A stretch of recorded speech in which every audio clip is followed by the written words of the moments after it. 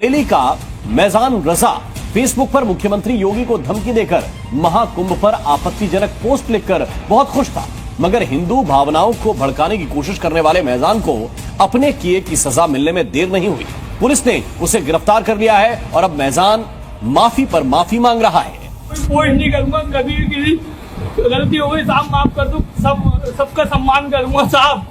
अब गलती हो गई मेरी, माफ कर दो मुझे साहब, गलती हो गई साहब, माफ कर दो मुझे, अब नहीं करूंगा कोई भी पोस्ट साहब।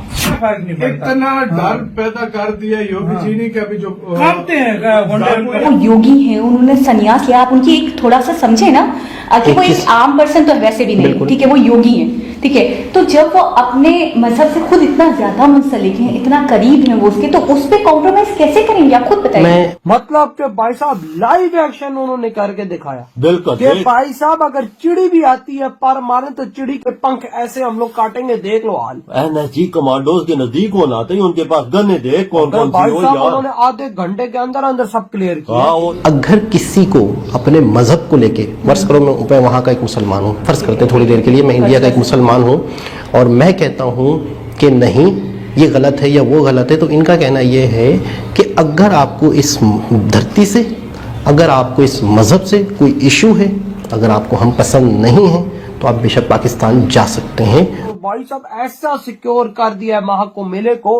अभी 2-3 दिन पहले भी एक आतंकी पकड़ा है, तो भाई साहब वो घटना कर रहा था, उसको तो सीधा ठोका है। बिल्कुल उसे तो ढेर कर दिया के साथ योगी जी खुद निगरानी कर रहे हैं। देखना अबे भाई चप्पे चप्पे पे घूम रहे हैं ना। जय हिंद दोस्तों, दिल्ली का रहने वाला एक लड़का मैजान रजा जो कि महाकुंभ पर कुछ आपत्तिजनक पोस्ट कर रहा था फेसबुक पर, और वहीं योगी आदित्यनाथ को भी धमकी दे रहा था। फेसबुक पर मौजूद कई लोगों ने उसकी इस पोस्ट का विरोध किया, तो उसके एवज में उसने कहा कि हम सभी को मार देंगे। बरेली की पुलिस एक्टिव हुई और बरेली पुलिस ने इस मैजान रजा को गिरफ्तार कर लिया और फिर इसका इलाज किया। योगी जी आए थे ना, हाँ, इन्होंने सबसे पहले जितने भी गैंगस्टर होंडे थे ना उनको पकड़ते नहीं थे, हाँ, डायरेक्ट एनकाउंटर करते थे भाई साहब, उनको मारते थे जो मतलब जो लोगों के लिए गलत था। आज से 10 साल पहले की बात कर रहा हूं, 4-5 साल पहले, हाँ, योगी जी के आने से पहले मैं कहता हूँ इतना गुंडा राज था ना यूपी में, बिल्कुल, कि लोग बाहर निकलने से डरते थे कि कहीं बाहर जाएंगे तो हम वापस आएंगे या नहीं आएंगे। इतना मतलब गुंडा राज था, इतना लोगों में डर था।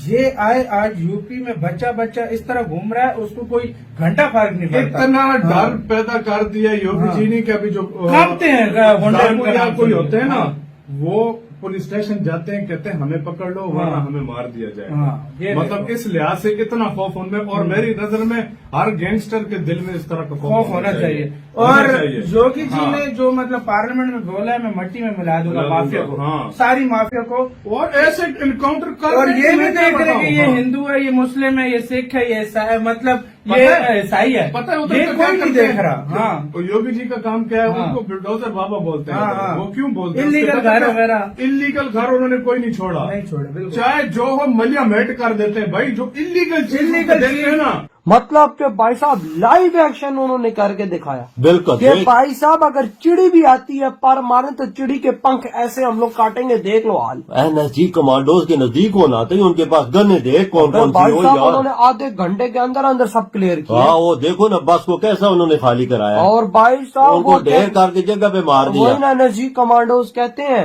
कि हम लोगों ने चप्पे चप्पे पे नजर रखी हुई, अगर कोई भी ऐसी घटना होती है तो उसको मार गिराना यार। जमीन पे ये कमांडो पूरा हेलीकॉप्टर से, ड्रोन से, हर चीज से चेकिंग कर रहे हैं ना। भाई वो भाई साहब स्पेशल भाई साहब वो उधर से रखवाली करेंगे हेलीकॉप्टर से। आपके देख भाई मैं कसम से आज झेल गया ये चीज देखकर के एनएसजी कमांडोज यार भाई साहब वो वहाँ पर इतना गंदा एक्शन कर रहे हैं यार मैं तो हैरान रह गया हूँ वजह, जो वो इन्होंने कैमरे लगाए हुए हैं वो हर चीज पे उस पर नजर रखेंगे, वो उनको नजर आएगा। 8 तो डायरेक्टर है खाली जो निगरानी करने वाले वही तो पूरे कुंभ मेले की। आपने अंदाजा लगा ले। एसपी कहते हैं और डीएसपी कहते हैं, आप खुद सोच लो हर जिले की टाइट है। हर जिले से जो बंदा आ रहा है उसके शनाख्ती कार्ड से आइडेंटिटी कार्ड चेक कर रहे हैं। वही ना। और भाई साहब अगर उनको शक होता है तो सब कुछ फिर पीछे से इन्फॉर्मेशन किस पे कोई क्रिमिनल रिकॉर्ड तो नहीं और साथ कोई युग्गी मुग्गी में कोई भी रहता है उसकी भी चेकिंग हो रही है। आया कोई गैर कानूनी बंदा इधर तो नहीं रह रहा। साथ, और भाई साहब ऐसा सिक्योर कर दिया है महाकुंभ मेले को।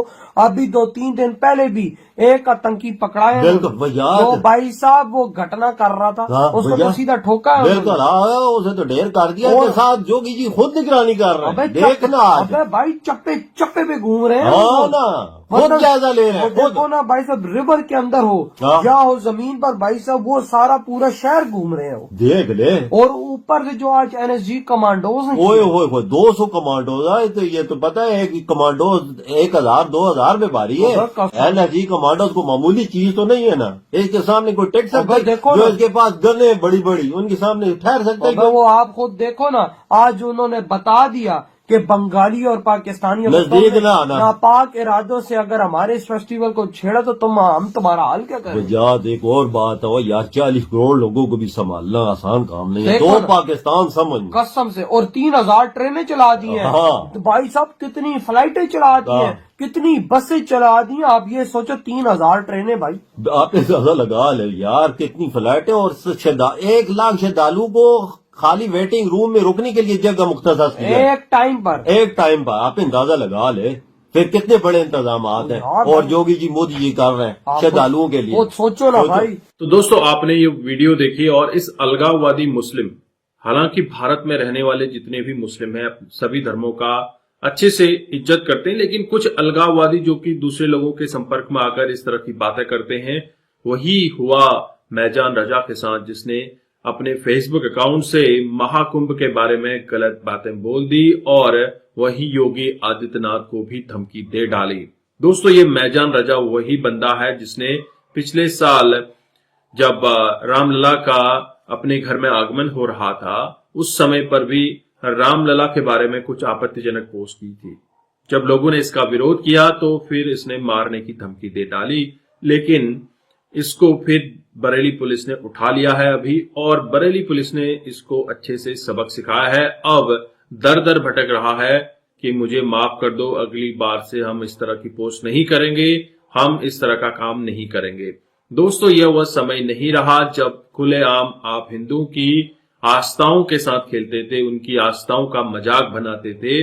अब योगी सरकार है उत्तर प्रदेश में, जहां पर हिंदू हो मुसलमान हो सभी को बराबर न्याय मिलता है। एक समय था जब उत्तर प्रदेश में लड़कियां घर से बाहर नहीं निकला करती थी, डर के मारे वहां शाम 5 बजे से पहले घर के अंदर आ जाया करती थी, जहां पर महिलाओं का सर्वांगीण विकास नहीं हो पा रहा था। अगर कोई बच्ची स्कूल के बाद ट्यूशन पढ़ने जाती या फिर कोई अपना एक्स्ट्रा करिकुलर एक्टिविटी सीखने जाती, वह इस डर से नहीं कर पाती थी। लेकिन अब आप देखिए यूपी के हालात, महिलाएं लड़कियां फ्रीली घूम रही हैं और अपनी इच्छा अनुसार कार्य कर रही हैं।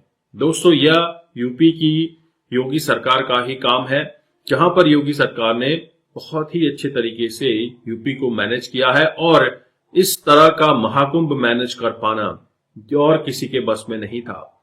योगी सरकार की इस महाकुंभ से कहा जा रहा है कि 25,000 करोड़ से ज्यादा की आमदनी होनी है, जो कि बुर्ज खलीफा से 300 गुना ज्यादा और IPL से 17 गुना ज्यादा इनकम होगी।